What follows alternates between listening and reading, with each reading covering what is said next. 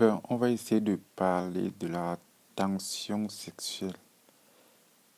Tu sais, parfois tu rencontres une personne, il y a tellement de l'électricité dans l'air que vous savez pertinemment lorsque vos regards se croisent, c'est comme si tu la fusillais du regard.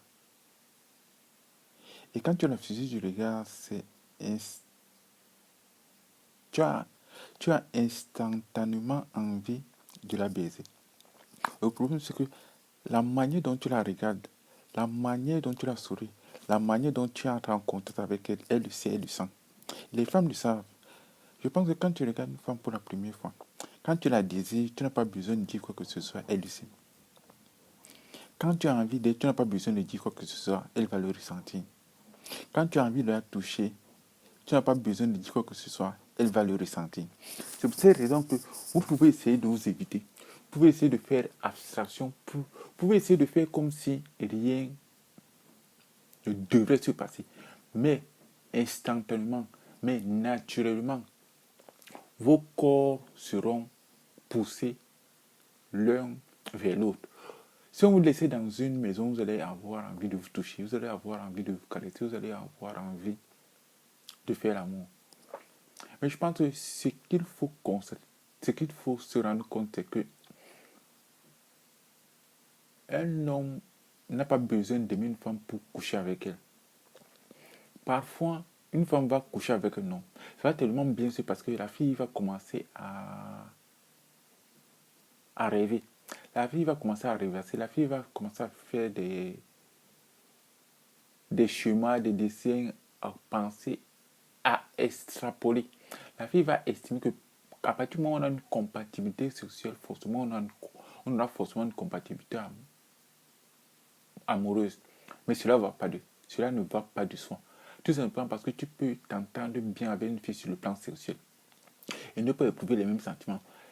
Ce qui n'est pas le cas pour les femmes. Une femme, pour qu'elle fasse l'amour avec un homme, il faut qu'il y ait des sentiments, il faut qu'il y ait des émotions. Parfois, tu couches avec une fille, ça se passe tellement bien qu'à un moment, elle pense que tu es amoureuse d'elle. La femme pense que la personne est amoureuse d'elle parce qu'elle pense que compatibilité sexuelle veut dire sentiment amoureux. Comme c'est comme ça qu'elle fonctionne, elle va calquer son mode de fonctionnement sur ton mode de fonctionnement en disant on a couché ensemble, ça s'est bien passé. J'ai tellement pris mon pied que je n'ai jamais pris mon pied vis-à-vis de mes autres partenaires. Donc, dans la tête, la femme va estimer que tu es le partenaire idéal. Ce qui fait en sorte que un homme peut être infidèle, mais il rentrera à la maison, il fera la distinction entre sa femme qui est à l'extérieur et la mère de ses enfants. Or, quand une femme est infidèle, elle met des sentiments, elle met des émotions. La dernière fois, je regardais un film où on a une personne, un homme qui désirait une femme. Il désirait tellement cette femme qu'il a idéalisé la femme. Et lorsque les deux ont couché ensemble, tellement la personne aimait la femme que, vous savez, quand tu aimes une femme, tu as une manière propre à toi de la toucher. Tu as une manière propre à toi de la caresser. Tu as une manière propre à toi de la respecter, même en la touchant. Tu ne vas pas droit au but. Tu prends le temps de la regarder, tu prends le temps de la toucher, tu prends le temps de l'effleurer, tu prends le temps de contourner, tu prends le temps d'être doux, tu prends le temps d'être à la fois délicieux, à la fois langoureux, à la fois sensuel. Et cette sensualité dans la manière de te comporter, cette sensualité dans la manière de faire, cette délicatesse dans la manière de prendre soin de son corps.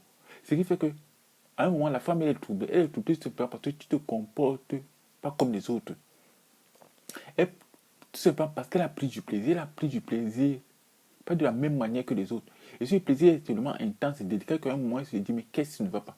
Parce que chaque fois qu'une femme rencontre un homme et qu'elle arrive à faire l'amour, à un moment, parfois, elle peut ne pas prendre du plaisir. Parfois, elle peut être déçue. Parfois, mis, elle a tellement installé. Et c'est tellement, elle a mis tellement la personne sur un piédestal. Elle a tellement sur le côté de la personne. Elle a tellement estimé que cette relation, que ce sera le sommet, que ce sera l'apogée. Et lorsqu'elle est dessus, Elle arrive mais parfois à se culpabiliser. Elle arrive parfois à se poser des questions. Elle arrive parfois à se poser des questions. Elle arrive parfois à se dire, mais qu'est-ce qui ne va pas chez moi? Elle arrive à se culpabiliser. Est-ce que je ne sais pas bien faire l'amour? Est-ce que je n'ai pas bien fait les choses? Est-ce que je suis maladroite? Est-ce que je ne suis pas comme les autres femmes? Est-ce que je vais arriver à garder un homme?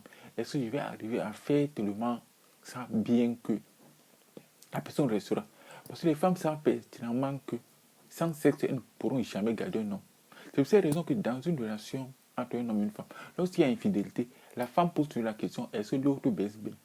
Est-ce que c'est parce que je ne sais pas faire l'amour? Est-ce que c'est parce que je ne te donne pas du plaisir? Est-ce que c'est parce que je ne sais pas bien le fait que tu es parti voir ailleurs? Mais les raisons pour lesquelles un homme va voir ailleurs sont multiples.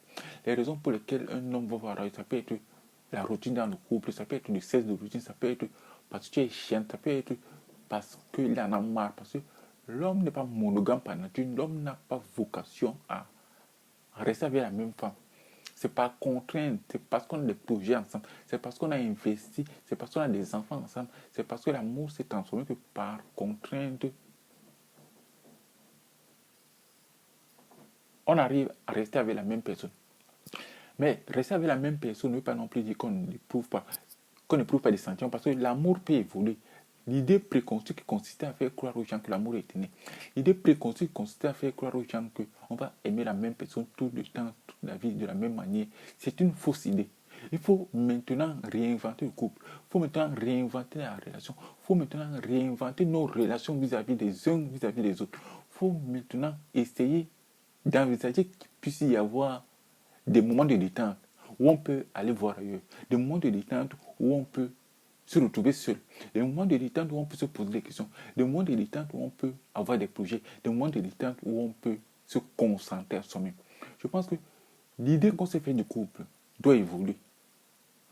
Je ne parle pas du couple liberticide, je ne parle pas d'être libertin, je ne sais pas ce que je parle. Je pense que l'idée qu'on s'est fait, la sacralisation, donc, des victimes de couple, je pense que nous devons désacraliser le couple, nous devons désacraliser la relation, nous devons désacraliser le sexe.